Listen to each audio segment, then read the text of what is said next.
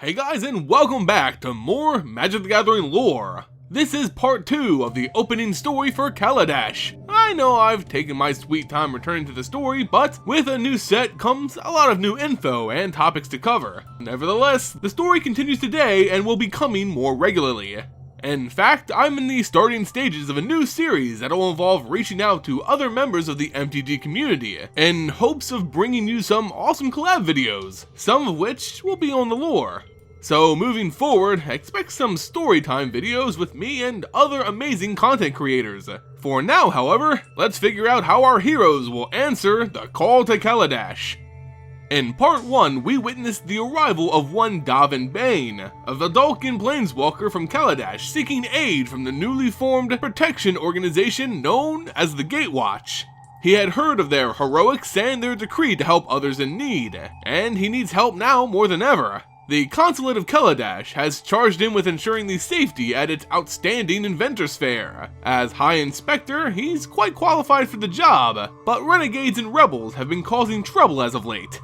These miscreants have been sabotaging the Inventors Fair for days now, endangering the lives of the civilian guests. They fight against the tyrannical bureaucracy installed by the Consulate, but it's Dovin's job to protect the integrity of the Inventors Fair, not proceed over matters of government.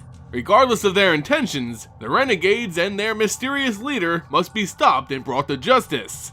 Hearing the news, Chandra Nalaar, a native of Kaladesh whose parents were killed as a result of their rebel allegiance, stormed off without warning. She finds her way into Gideon's gymnasium, furiously assaulting one of his punching bags in order to let out a little steam. She lets off a little more than steam when she ignites the dummy in a blazing flame, returning it to ash and sand.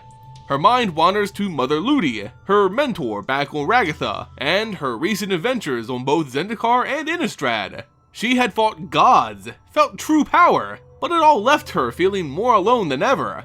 With the memories of her lost parents returning fresh in her mind, Chandra starts to feel an itch. It's an itch for the power she once felt on Zendikar, at the point when she torched gods from the sky, reducing them to rubble and scattered remains. It was Nissa Ravain, the elf planeswalker and her new friend, who granted her this power. It was her who tapped into the ley lines of Zendikar itself, fueling Chandra's massive spell. It was a strength she had never felt before or since, a power that drove out even the subtlest doubts, worries, and bad memories, a power she needed to return to. She rushes to Nissa's room, hoping to find her friend in order to return to this place of longing, but she tries to calculate her steps carefully as to not look foolish. In her room, Chandra finds her in typical Nissa fashion, sitting quietly alone with blooming flowers surrounding her. When their minds melded back on Zendikar, Chandra felt something within Nissa that she had been lacking, a calmness, a sense of restraint and ease. Chandra's mind has always been a busy thing, jumping from one thought to another without much room for processing. It felt as if she could never stay still, a feeling that showed visibly in her actions. With Nissa, however, there's a stillness that she longed to obtain. Even now, she looked as tranquil as the flowers she summoned. As she attempts to translate thoughts into actual words, however, Chandra's nature took over and it resulted in an awkward, jumbled mess. Nissa had a hard time understanding the pyromancer, but could sense something about her was unwell. Their banter was similar to that of schoolyard crushes, trying to express feelings they didn't truly understand. Regardless of their meanings, both were unable to eloquently speak their minds, resulting in a frustrated Chandra rushing out in an embarrassed ignition. She runs past Gideon, Jace, Liliana, and their guest, Dovin Baan. Chandra was obviously upset as she slammed the door behind her, yet none wanted to acknowledge it, all save for Liliana. Chandra was powerful, but incredibly easy to read. The necromancer politely left the meeting and went out in search of the young pyromancer. At the table now was Gideon, Jace, Nissa, and Dovin Baan. Dovin having already pointed out a number of structural deficiencies in the building and diagnosed the behavior of Jace's, which was the result of him being bullied when he was younger, an experience he didn't even remember.